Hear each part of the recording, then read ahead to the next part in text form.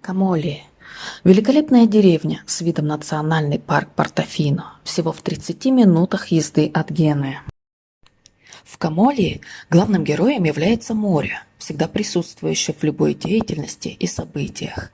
Это романтическое место, погруженное в великолепную природную среду, которая веками очаровывала туристов со всего мира в поисках отдыха, культуры, моря и, конечно же, хорошей еды. Наиболее актуальным архитектурным аспектом города является наличие высоких цветных зданий с видом на пляж. Цвета и более светлые горизонтальные линии, так называемые струны, помогали камольским морякам легче распознавать их дом среди других деревень и вернуться после рыбалки.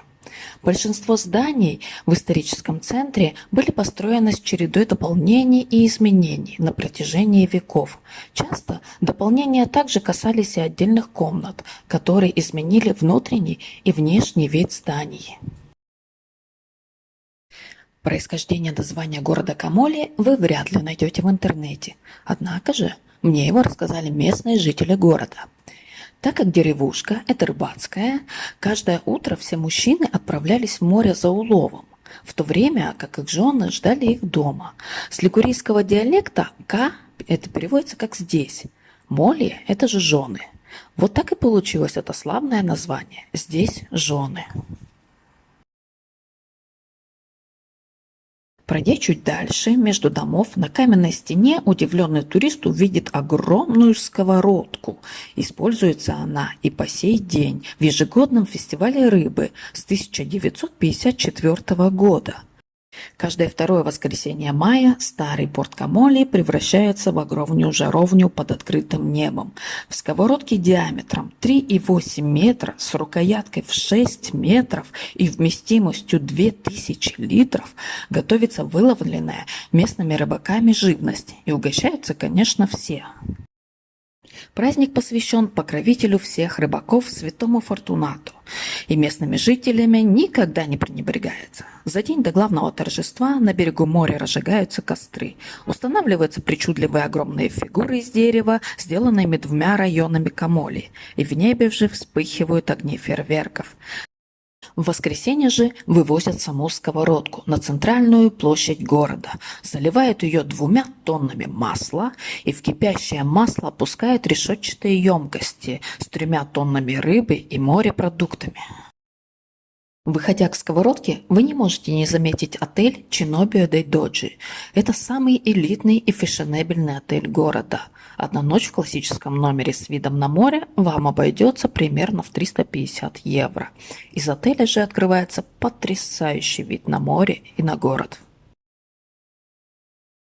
Одной из главных достопримечательностей города является церковь Вознесения Богородицы или базилика ди Санта-Мария-Ассунта. И когда-то то место, где стоит храм, представляло собой скалистый островок и соединялось с поселением деревянным мостом. Здание же церкви восходит к XII веку, но мало что в нынешнем облике сооружения напоминает о той дальней эпохе. Церковь много раз перестраивалась и расширялась. Фасад же здания в неоклассическом стиле – это результат работ первой половины XIX века. Внутреннее пространство храма разделено на 3 нефа. Убранство выполнено в пышном барочном стиле. Позолота, лепнина, цветной мрамор. В капеллах же базилики можно увидеть алтари и произведения искусства XVI-XVIII веков. В базилике хранятся мощи святого Фортуната. Недалеко от церкви находится замок Драгонара. Предположительно, укрепления были возведены в XII – начале XIII века. Впоследствии замок неоднократно укреплялся, расширялся и перестраивался. В замке же жители прятались от набегов пиратов. К XVI же веку крепость утратила свои оборонительные функции и была переделана в тюрьму. От прежних укреплений до наших дней дошла только квадратная башня, защищенная 4 сторожевыми башенками. Сейчас же помещение используется для проведения выставок. Спустившись в порт, можно насладиться видом на местные лодочки, а также на катера, которые отсюда увезут вас в известную бухту Сан-Фортозо, в Портофино или же в национальный парк Чинкуэ-Терре. В порту вы также можете увидеть вот такие вот сердечки, оставленные влюбленными парочками или же молодоженами. И не зря этот город называют самым романтичным городом Лигурии.